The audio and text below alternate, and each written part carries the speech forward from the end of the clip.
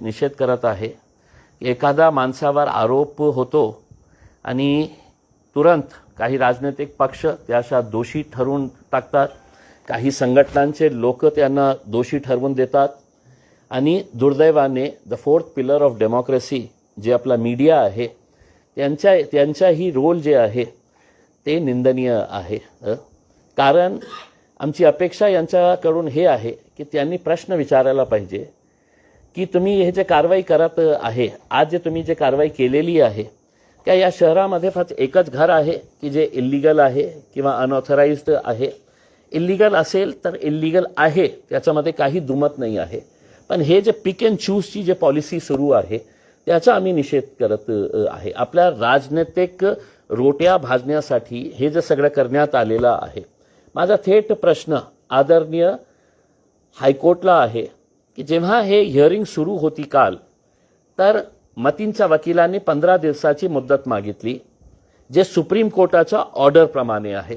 Supreme कोर्टाने order दिलेला आहे की कोणत्याही घर पाडण्याच्या अगोदर 15 दिवसाची नोटीस द्या आणि त्यांच्याकडून खुलासा मागा आणि नंतर तुम्हाला जे कारवाई करायची आहे।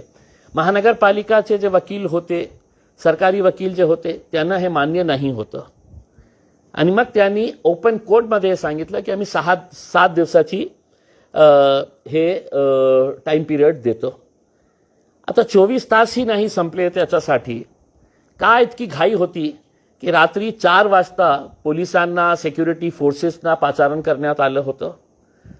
5:30-6 वाजता अर्ली इन द मॉर्निंग हे सगळं सुरू, हे घर पाडण्याची प्रक्रिया। काय नॅशनल सिक्युरिटी होती? काय नॅशनल थ्रेट होता की नाही आपल्याला आजच्या आज 24 तासाच्या आत हे पाडायचं आहे? मग महानगरपालिकामध्ये काही नियम आहे का नाही आहे? जेव्हा मतींच्या घरावर दुपारी 12 वाजता नोटीस लावण्यात आली की 24 तासाचा समय तुम्हाला देण्यात येत आहे, तुम्ही तुमचे पेपर्स सादर करा, तुम्ही तुमचा खुलासा द्या, मग काही तासानंतरही तुम्ही 24 तासही होऊ दिले नाही आणि त्याच्यावर कारवाई केलेली आहे। आम्ही स्वतः जाऊन मी त्यांच्या परिवाराला भेटलं, त्या एरियातले सगळे लोकांना भेटलं आणि मी त्यांना एकच गोष्ट सांगितलं की मतींवर आरोप सिद्ध झालेले नाही आहे। कोण सिद्ध करणार हे?